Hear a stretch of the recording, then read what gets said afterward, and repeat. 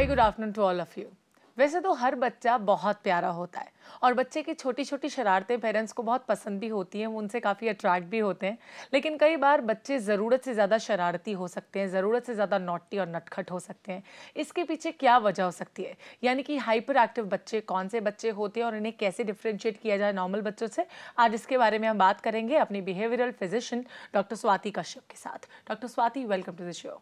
Thank you. तो आज हम हाइपर एक्टिव बच्चों के बारे में बात करने जा रहे हैं। तो सबसे पहले यही जानना चाहूंगी कि हाइपर एक्टिव बच्चे जो होते हैं वो किस तरह के होते हैं और कैसे उन्हें नॉर्मल बच्चों से हम डिफरेंशिएट कर सकते हैं। देखिए, सबसे इम्पोर्टेंट तो ये है कि जब हम आम भाषा में कहते हैं कि बच्चा हाइपर एक्टिव है, तो अक्सर उसका मतलब सिर्फ इतना होता है कि बहुत ज़्यादा एनर्जी है बच्चे में। जी।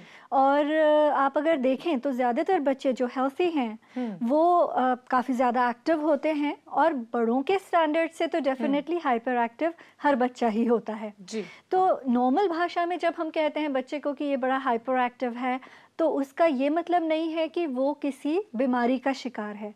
लेकिन एक बड़ी रेयर बीमारी होती है जो आजकल अनफॉर्चुनेटली, क्योंकि पेरेंट्स जो हैं वो इस तरह से मतलब डॉक्टर के पास जाते हैं और कहते हैं बच्चा बड़ा हाइपर एक्टिव है, और डॉक्टर भी बिना कुछ बहुत ज़्यादा उसमें सर मारे हुए डायग्नोज फटाफट कर देते हैं कि बच्चे को attention deficit hyper activity disorder है, जो कि ADHD भी जिसे कहा जाता है। लेकिन हम कहीं भूल जाते हैं कि ये बहुत ही रेयर बीमारी है, और अक्सर जिन बच्चों को हाइपर एक्टिव कहा जा रहा है वो सिर्फ बेहद एनर्जेटिक हैं और बेहद शायद रेस्टलेस, या फिर वो काम कर रहे हैं जो उनके इंटरेस्ट के हैं, जो कि शायद आपको इतने पसंद नहीं है। जैसे कि फॉर एग्जांपल आप पढ़ाना चाह रहे हैं और वो खेलना चाह रहे हैं। अब ज़रूरी नहीं है कि वो बच्चा हाइपर एक्टिव है इस वजह से वो ऐसा कर रहा है, उसका इंटरेस्ट जिस तरफ है वो उस तरफ अपना काम कर रहा है। तो ये डिफरेंशिएट करना बहुत ज़रूरी है कि क्या वाकई में बच्चे को कोई attention deficit hyper activity disorder नाम की चीज़ है या नहीं, क्योंकि यहाँ पे ये याद रखना बहुत ज़रूरी है कि ये बेहद बेहद रेयर है। और दूसरा ये याद रखना ज़रूरी है कि ऐसे में बच्चा खुद को बिल्कुल कंट्रोल नहीं कर सकता। जो बच्चा मान लीजिए अच्छा खासा बड़ा बच्चा है और क्लास में जब टीचर या प्रिंसिपल हैं तब भी सडनली उठ के इधर उधर घूमना शुरू कर दे, तो वो एक ऐसा बिहेवियर है जिससे बच्चे को अच्छी तरह पता है कि पनिशमेंट मिलेगी, फिर भी वो खुद को कंट्रोल नहीं कर पा रहा। तो वहाँ पे हमें सतर्क हो जाना चाहिए कि ये प्रॉब्लम हो सकती है, वाकई में हाइपर एक्टिविटी की प्रॉब्लम वाकई में हो सकती है। लेकिन अगर हम सिर्फ ये देख रहे हैं कि बच्चा जो है वो जब देखो खेलता कूदता रहता है, या फिर रात को ठीक से सोता नहीं है, या फिर जो है उसके ये भी हो सकता है कि स्लीपिंग आवर्स या स्लीपिंग पैटर्न जो है वो जो हम सोच रहे हैं या एक्सपेक्ट कर रहे हैं उससे डिफरेंट हो, तो इन सब चीज़ों को हम कई बार जो है नज़रअंदाज करके सिर्फ बस इतना सा एक वर्ड याद रख लेते हैं कि ये तो बस ज़रूरत से ज़्यादा एक्टिव है यानी हाइपर एक्टिव है। और अनफॉर्चुनेटली बहुत से बच्चे इस वजह से मिसडायग्नोस हो जाते हैं as patients of hyperactivity disorder, जो कि मैं कहूँगी कि एक बहुत ख़तरनाक चीज़ है। और बहुत ज़रूरी है कि कम से कम जब तक 3 से 4 पीडियाट्रिशियन इंडिपेंडेंटली ये डायग्नोसिस ना दें, और कम से कम 2 चाइल्ड साइकोलॉजिस्ट या बिहेवियरल फिजिशियन इंडिपेंडेंटली ये डायग्नोसिस ना दें, तब तक आपको कंसिडर इसे नहीं करना चाहिए, या इसे कम से कम मानना नहीं चाहिए सिर्फ क्योंकि आपके कहने पे एक डॉक्टर ने ये कह दिया कि बच्चे को ADHD है। आपको ये मान नहीं लेना चाहिए, क्योंकि इट्स अ सीरियस प्रॉब्लम, और उसका फिर सोल्यूशन भी सीख करना बहुत ज़रूरी है। अगर वाकई उसको ADHD है, उसके लिए जो है स्पेसिफिक जो है दवाइयाँ तक होती हैं, लेकिन दवाइयाँ जनरली हम रेकमेंड नहीं करते, हम बिहेवियरल एक्सरसाइजेज रेकमेंड करते हैं उन बच्चों को जिनमें वाकई में ADHD होती है। ओके, तो first and the foremost important thing is diagnosis. उसके बाद ही आप ये कह सकते हैं कि आपका बच्चा हाइपर एक्टिव है या नहीं। अगर थोड़ी सी ज़्यादा शरारत कर रहा है तो मुझे लगता है वो ज़्यादा नटखट तो हो सकता है, लेकिन हाइपर एक्टिव है या नहीं इसका अंदाज़ा आप नहीं लगा सकते। आपको ज़रूर डॉक्टर से कंसल्ट करना चाहिए और चेक कराना चाहिए कि एक्चुअली उसे ADHD है या नहीं, यानी कि वो हाइपर एक्टिव है या नहीं। अभी हम बात करेंगे राखी के साथ फोन लाइन पर। जी Rakhi. Good evening ma'am. Good afternoon Rakhi, बताइए। ओके, गुड आफ्टरनून जी। मैम, मेरा बेटा 4 इयर्स का है, जी। Completing in November, like 4 years, but at times उसको इतना ज्यादा गुस्सा आता है कि वो मारने लग जाता है in front of relatives, in front of, मतलब बाहर कहीं भी जाए हम एकदम से वो हाँ, उसके एक्सप्रेशंस ऐसे होते हैं जैसे उसके अंदर पता नहीं क्या होगा, और उसके बाद वो नॉर्मल होता है। जब वो नॉर्मल है, इतना नॉर्मल है कि so good, even he is intelligent and he good in dance, और अच्छे से सारी बातें मानता भी है। लेकिन जब उसको आता है गुस्सा, वो मुझे मारना स्टार्ट कर देता है, अपने फादर को या किसी को भी। मानता नहीं। मेन उसका मुझे टेंशन ये है कि वो मारता है। क्लास के अंदर भी, स्कूल में यही कंप्लेंट है कि वेरी मतलब फाइटिंग बहुत करता है, बच्चों को मारना वारना। कितने साल का आपका बेटा आपने बताया? 4 साल का है मेरा बेटा। 4 साल का बेटा है। वैसे तो बहुत इंटेलिजेंट है, इन्होंने कहा अकेडमिकली भी काफ़ी स्ट्रांग है, स्पोर्ट्स में भी अच्छा है और हर चीज़ में अव्वल नंबर पे रहता है। लेकिन कभी कभी उसका मूड एकदम चेंज हो जाता है और इन्होंने कहा कि रिलेटिव्स के सामने भी उठकर फाइटिंग करना शुरू कर देगा, मारना पेरेंट्स को शुरू कर देगा, which actually looks bad in front of anyone. और अगर आप अकेले भी घर पर हैं तब भी, तो क्या कर सकती हैं ऐसे में? देखिए, इसमें आप सबसे पहले ये समझने की कोशिश कीजिए कि वो एग्जैक्टली कर क्या रहा है। कहीं ना कहीं पे उसकी सोशल इमेज जो है वो एक bully की बन चुकी है उसके अपने दिमाग में। तो जहाँ पे भी सोशल इमेज इम्पोर्टेंट होती है, अब घर के अंदर तो वो इतनी इम्पोर्टेंट नहीं है, तो घर में वो बिल्कुल अच्छे बच्चे की तरह बिहेव करता है। लेकिन जैसे ही रिलेटिव्स आ जाते हैं, अगेन सोशल इमेज इम्पोर्टेंट हो जाती है। जैसे ही वो स्कूल में जाता है, अगेन सोशल इमेज इम्पोर्टेंट हो जाती है। तो कहीं ना कहीं इसकी जो सेल्फ इमेज सोशली है वो एक bully की बन चुकी है। आपको उसे ब्रेक करना होगा। किसी अच्छे चाइल्ड साइकोलॉजिस्ट की आप हेल्प ले सकते हैं और उन्हें मेरा आप रेफरेंस इस बात का दे सकते हैं कि दिस वाज माय डायग्नोसिस कि उसकी जो सेल्फ इमेज है सोशली, वो कहीं ना कहीं एक bully की बन गई है और उसे ब्रेक करना बहुत ज़रूरी है। और वो आपको इजी स्टेप्स बता देंगे। कुछ चीज़ें जो मैं आपको बता सकती हूँ यहाँ पे वो ये हैं कि उसे आप जब भी आपको वो bully करे, क्योंकि ये आपके अपने कंट्रोल में है, मान लीजिए वो आपको मार रहा है, उठ के वहाँ से चली जाइए। उसे ये मत कहिए कि तुम गलत कर रहे हो, उसे बिल्कुल अटेंशन मत दीजिए, उसे बिल्कुल मत डांटिए, ना कि उसे बिल्कुल भी प्यार कीजिए। उठ के वहाँ से इमीडिएटली चले जाइए, उसे अटेंशन से डिप्राइव कीजिए जब भी वो गलत बिहेवियर में इंडल्ज करता है। आपके हस्बैंड को अगर वो मार रहा है, आप दोनों उठ के वहाँ से चले जाइए। आप उसे इग्नोर करना शुरू कीजिए। ऐसे इग्नोर नहीं कि हाँ मार रहा है तो मारता जा, ऐसे इग्नोर कि अगर तुमने मारा तो तुम्हें जो बेसिक सोशल अटेंशन है, माँ बाप की जो नॉर्मल सोशल अटेंशन है, वो भी नहीं मिलेगी। अगर वो आपको रिलेटिव्स के सामने मार रहा है, उसे दूसरे कमरे में छोड़ाइए और उस कमरे में उसे भले ही आप safely of course making sure कि आप बीच में चेक करते रहिए, उसे उस कमरे में आप लॉक नहीं लेकिन बंद ज़रूर कर दीजिए ताकि वो दोबारा से वहाँ पे ना आए। अगर वो दरवाज़ा खटखटाता रहता है तो खटखटाने दीजिए। नथिंग डूइंग, आई मीन उसे ये समझना बहुत ज़रूरी है कि वो कुछ भी करके, गलत काम करके आपकी अटेंशन को किसी भी तरीके से दुनिया में नहीं पा सकता। अगर ये मैसेज उस तक आप बार बार पहुंचाएंगे, आप देखेंगे कि उसका वो जो एक सोशल इमेज ऑफ अ बुली है अपने आप टूटना शुरू हो जाएगा। और जब टूटना शुरू हो जाएगा तो दूसरी चीज़ जो आपको करनी है उसका अच्छा सोशल इमेज बनाने के लिए, वो ये है कि जब सोशली वो अच्छी तरह से बैठा है, प्यार से बैठा है, तो उसकी बात ज़्यादा कीजिए। जैसे रिलेटिव्स के सामने जब वो शांति से बैठा हुआ है तो उसी के बारे में बात कीजिए और उसकी तारीफ कीजिए, ताकि उसे ये लगे कि आप उसे अटेंशन दे रहे हैं उस वक्त जबकि वो ठीक से बिहेव कर रहा है। और एक्चुअली उसकी इमेज को और स्ट्रॉन्ग बनाने की कोशिश आप स्ट्रॉन्ग बनाइए और ये बताइए कि वो कितना अच्छा है, कितने अच्छे से बिहेव करता है। यानी कि बिल्कुल उल्टी इमेज को आप डेवलप करना शुरू कीजिए। जैसे कहते हैं ना, एक कहानी थी एक चोर की कि उसको जो है किसी साधु ने एक चादर उड़ा दी और सब लोग साधु समझ के उसकी पूजा करने लगे और धीरे धीरे वो एक बहुत बड़ा साधु बन गया। अगर हम एक मूवी की बात करें तो गाइड में कुछ ऐसी ही कहानी है।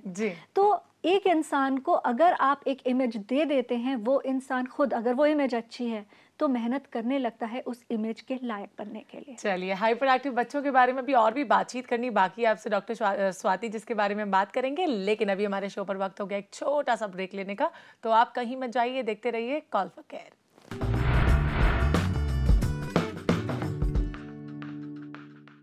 हमने ये तो जाना कि हाइपर एक्टिव बच्चों में और नॉर्मल बच्चों में कैसे डिफरेंशिएट किया जाए, लेकिन यहाँ पर ये भी जानना बहुत इंपॉर्टेंट है कि बच्चों के हाइपर एक्टिव होने के पीछे क्या कारण हो सकते हैं, कैसे हम ये समझ सकते हैं कि बच्चा एक्चुअली हाइपर एक्टिव है। ये हम जानेंगे डॉक्टर स्वाति कश्यप से, लेकिन अभी हम बात करेंगे कॉलर के साथ। हेलो, अर्पिता फोन लाइन पर हमसे अभी बात करेंगी। जी अर्पिता। जी मैम, मैं ये बोल रही थी कि हेलो। आपसे मैंने एक बार पूछा था ये बात के लिए कि मेरा बच्चा बहुत हाइपर एक्टिव है, जी। तो मुझे सुझाव दिया था आप लोगों ने कि एक चार्ट बनाइए, जैसे स्टार बना के दीजिए, तो उससे मुझे काफी उससे सहूलियत हुई है। लेकिन अभी भी वो बहुत ज्यादा जैसे सबके सामने ही मुझे गुस्सा दिखाने लगता है, तो मैं क्या करूँ?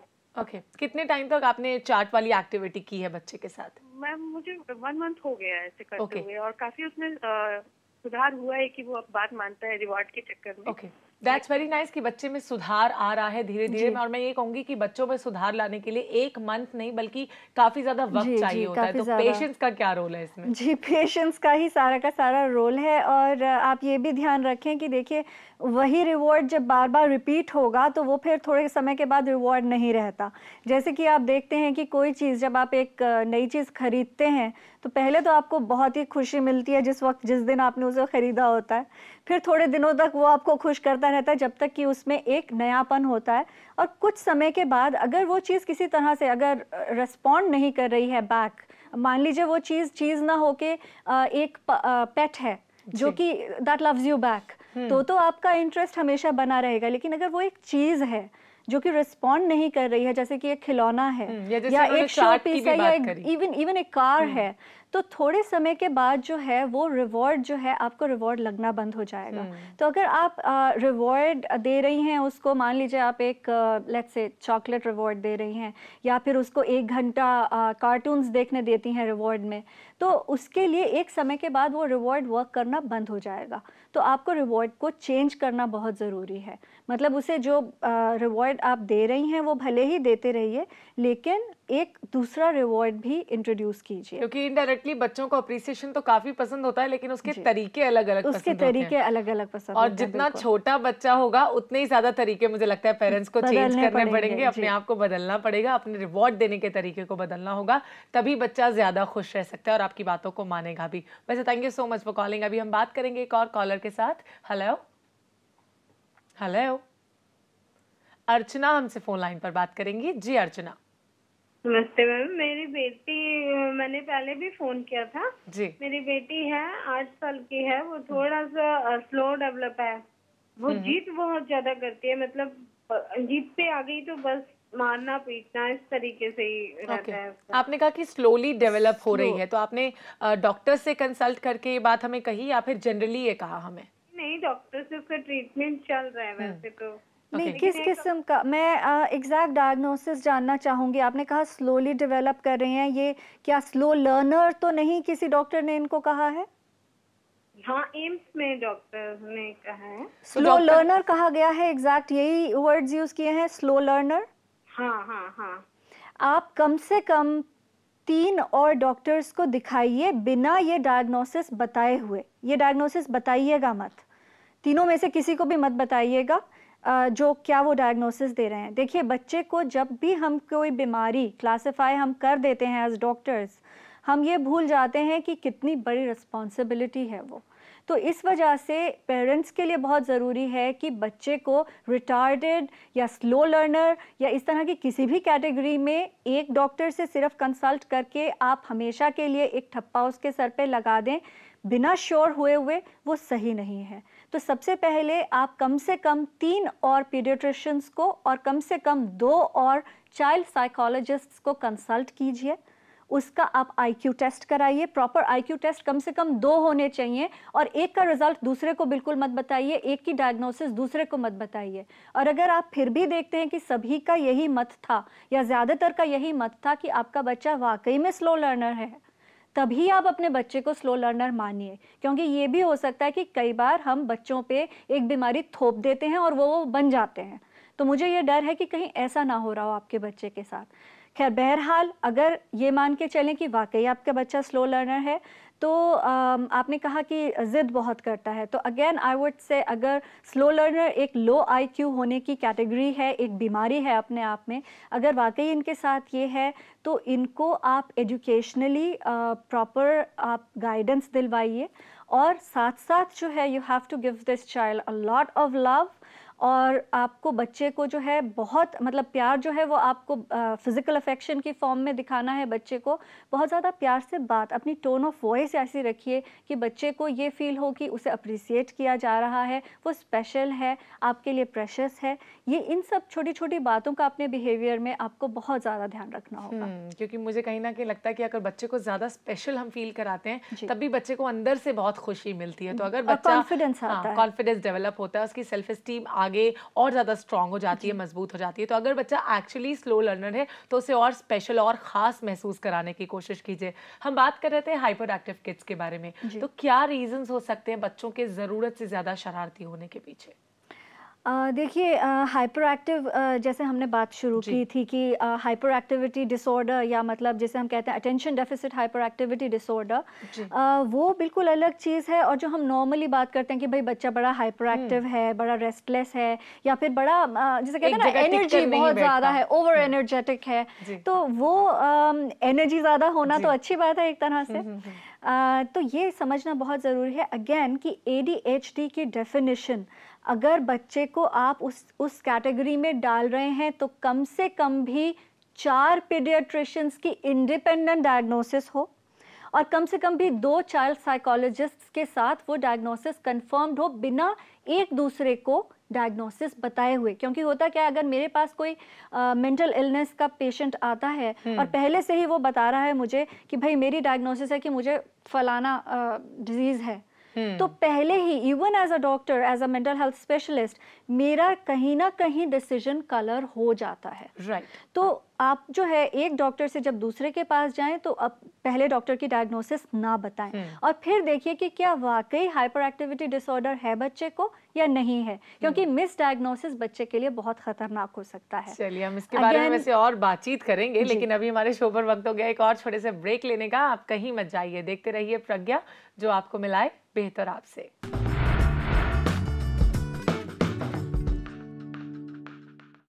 आज हम बात कर रहे हैं हाइपर एक्टिव बच्चों के बारे में। तो क्या लक्षण हो सकते हैं, क्या सिम्टम्स हो सकते हैं जिससे पेरेंट्स को ये पता चले कि बच्चे एक्चुअली हाइपर एक्टिव है या ज़रूरत से ज़्यादा शरारती हैं और एक्चुअली उन्हें ADHD है या नहीं। इसके बारे में बात करेंगे डॉक्टर स्वाति के साथ, लेकिन अभी बात करेंगे फोन लाइन पर ज्योत्सना के साथ। जी Jyotsna. Good afternoon ma'am. Good afternoon, बताइए। मैम मेरा लड़का जो 9 साल का है जी, और वो बहुत ही एक्टिव है। कहने का मतलब कि किसी चीज में भी वो माइंड को कंसंट्रेट नहीं कर पाता है। कोई भी काम करता है तो एक होती है ना, तो काम ठीक से नहीं कर पाना। जी, ओके। कोई भी काम ठीक से नहीं कर पाता है, कंसंट्रेशन की कहीं ना कहीं कमी रहती है इनके बेटे को, 9 साल का है अभी, तो क्या कर सकती हैं ये? पढ़ाई में कैसा है बच्चा? पढ़ाई में कैसा है आपका बेटा ज्योत्सना? अगर वो पढ़ना चाहता है, मन लगाता है तो वो अच्छा करता है।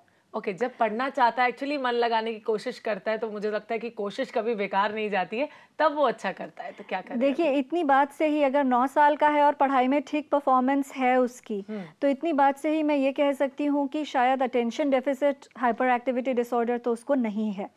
99% नहीं है, लेकिन फिर भी अगर इन्हें जनरली क्या होता है, जब आपको ये लगता है कि बच्चा जो है वो ठीक से कोई काम नहीं कर रहा है, तो आपकी एक्सपेक्टेशंस भी उसमें कहीं ना कहीं शामिल हो जाती हैं एज द गोल्ड स्टैंडर्ड, और आप एक्सपेक्ट करते हैं कि बच्चा जो है वो बिल्कुल एग्जैक्टली ऐसे का ऐसा काम करे, लेकिन बच्चा अपनी उम्र और इंटरेस्ट के हिसाब से शायद आपकी एक्सपेक्टेशंस तक नहीं पहुंच पाता। तो जैसा आपने कहा कि इन्होंने अभी अभी जैसे कहा कि भाई जब मन लगाता है तो बड़ा अच्छा कर लेता है, तो ये देखिए कि किन चीज़ों में वो मन लगा सकता है, और जिन चीज़ों में वो मन लगा सके उन चीज़ों के थ्रू उसे आप उन चीज़ों को रिवॉर्ड की तरह यूज़ कर सकते हैं। जैसे पढ़ाई आप उससे करवाना चाहते हैं तो उसे जो चीज़ पसंद है उस चीज़ को रिवॉर्ड की तरह यूज़ कीजिए कि भाई जब तुम ये 2 चैप्टर्स ख़त्म कर लोगे तो तुम्हें ये चीज़ मिलेगी, और जितना वो एक्सपेक्ट कर रहा है या जितना आप देना चाह रहे हैं उससे डबल भी कर दीजिए रिवॉर्ड को कभी कभी, ताकि उसको एक इंटरेस्ट बना रहे वो काम करने में जिससे उसे वो रिवॉर्ड मिलेगा। इससे एक बहुत अच्छी मैसेज उसके अनकॉन्शियस माइंड में और भी जाएगी, जो कि आगे ज़िंदगी में उसे कमाने के लिए, अपने पैरों पे खड़े होने के लिए, और जीवन में सब कुछ, कमाई सिर्फ पैसा नहीं होती, कमाई जो है वो होती है इज्जत, कमाई होती है जो आप लोगों से प्यार कमाते हैं, कमाई होती है जो आप एक सोसाइटी में पोजीशन कमाते हैं, सब कुछ जो है वो कमाई ही है। तो ये सब रिवॉर्ड जो है आप जब देंगे उसे काम करने का, उसे ये महसूस होगा कि जो मैं चाहता हूँ मुझे वो मिल सकता है, जितना चाहूँ उससे बढ़ के मिल सकता है, लेकिन उसके लिए मुझे मेहनत करनी होगी और जितने इंटरेस्ट से करूंगा उतना ज़्यादा रिवॉर्ड मिलेगा। या राइट, क्योंकि कंसंट्रेशन इंप्रूव करने के लिए आपने बिल्कुल ठीक कहा कि कमाई जितनी है उसकी ज़िंदगी में, उसके बारे में उसे समझाया जाए। और बहुत छोटा नहीं है आपका बेटा, 9 साल का है, तो मुझे लगता है अगर आप प्यार से बैठ के उसके साथ ये डिस्कस करेंगी कि क्या उसके लिए सही है, क्या उसके लिए गलत है, तो मुझे लगता है कि ये जो कॉन्सेंट्रेशन की कमी उसमें आ रही है, जिन चीज़ों में उसका मन नहीं लग पा रहा है, उनमें भी वो मन लगाने की कोशिश करेगा और ज़्यादा बेहतर परफॉर्म करने की कोशिश करेगा। अभी हम बात करेंगे एक और कॉलर के साथ। हेलो, रेवती फोन लाइन पर है हमारे साथ अभी। जी Revathi, I am sorry, Devaki हमसे बात करेंगी। जी Devaki. Hello hello Devaki ji, good afternoon, बताइए। मेरा बेटा है वो लगता है देवकी से हमारा संपर्क टूट गया है। हम बात कर रहे थे हाइपर एक्टिव बच्चों के बारे में। क्या लक्षण हो सकते हैं जिससे पता लगाया जा सके कि बच्चा हाइपर एक्टिव है? अगर आप ADHD की बात कर रहे हैं तो जो स्पेसिफिक लक्षण हैं वो ये है कि hyper activity generally attention deficit के साथ में ही होती है। तो आप देखेंगे कि बच्चा जो है वो क्लासरूम में, अगर आपको ये रिपोर्ट मिलती है अच्छे खासे बड़े, मैं ये नहीं कह रही कि किंडरगार्टन के बच्चों को आप इस स्टैंडर्ड से कंपेयर करें, क्योंकि किंडरगार्टन में बहुत सारे बच्चे क्लास चल रही होती है और उठ जाते हैं, घूमने लगते हैं। लेकिन आप देखें कि एक 3rd स्टैंडर्ड का बच्चा अगर क्लास चलते चलते बीच में उठ के खड़ा हो जाता है और इधर उधर चलना फिरना शुरू कर देता है, तो अगेन वो एक हाइपर एक्टिविटी का या अटेंशन डेफिसिट का एक बहुत काफ़ी हद तक इम्पॉर्टेंट साइन है। ऐसे में आपको इमीडिएटली डॉक्टर्स को कंसल्ट करना चाहिए। और जैसा कि मैंने पहले भी कहा, 3 to 4 paediatricians with independent diagnosis and come से कम 2 child psychologists with independent diagnosis आपको बता पाएंगे कि क्या आपके बच्चे को वाकई ADHD है या नहीं। So this is the warning sign for the This would be a big warning sign कि क्लास में डिसिप्लिन होते हुए, टीचर के होते हुए, अगर पढ़ते पढ़ते बीच में खड़ा होके वो चलना फिरना शुरू कर दे, और ये बड़ा ही स्पेसिफिक और कॉमन साइन है ADHD के बच्चों में। दूसरे आप देखेंगे कि जैसे मान लीजिए मेहमान आए हुए हैं और आपके घर का कल्चर जो है वो ये है, और बच्चे को अच्छी तरह से पता है कि ये कल्चर है और बाकी सब लोग उसे फॉलो कर रहे हैं कि जिस वक्त मेहमान आए हुए हैं वो मान लीजिए खाने की टेबल पे बैठे हैं, तो खाने की टेबल पे कोई उठ के घूमता नहीं है। मान लीजिए बच्चा उस वक्त, अच्छा खासा बड़ा बच्चा, उठ के घूमना शुरू कर दे, या फिर एक प्लेट से एक चम्मच कुछ खाए और फिर जो है उठ के इधर उधर घूमने लगे, फिर आए खाए इधर उधर घूमने लगे, तो ये बड़े क्लासिकल साइंस हैं कि जहाँ पे डिसिप्लिन बच्चे को अच्छी तरह पता है कि एक्सपेक्टेड है, वहाँ पे अगर वो उस डिसिप्लिन को तोड़ के और हाइपर एक्टिविटी दिखाता है, रेस्टलेसनेस दिखाता है, और ऐसी रेस्टलेसनेस दिखाता है जिससे कि उसे अच्छी तरह पता है कि पनिशमेंट मिल सकती है, क्योंकि एक टीचर क्लास में है, टीच कर रही है, और बीच में कोई भी बच्चा उठ के और चलना शुरू कर दे तो उसे अच्छी तरह पता है उसे पनिशमेंट मिलेगी। फिर भी वो अगर ये काम कर रहा है और बार बार कर रहा है तो डेफिनेटली कोई प्रॉब्लम है। मतलब ये कुछ कॉमन सिम्टम्स है जो कुछ वार्निंग साइंस हो सकते हैं, मुझे लगता है पेरेंट्स के लिए, कि जब डॉक्टर से कंसल्ट करना चाहिए और बच्चों को प्रॉपर मेडिकेशन दिलानी चाहिए, उनकी इस प्रॉब्लम को सॉल्व करने की कोशिश करनी चाहिए। So be aware at this time. अगर आपके बच्चे में ऐसी कोई भी हरकत आपको नजर आती है और लगता है कि बच्चा एक्चुअली हाइपर एक्टिव हो सकता है, आप यहाँ पर आई डॉक्टर स्वाति, इसके लिए आपका बहुत बहुत शुक्रिया। प्लेजर।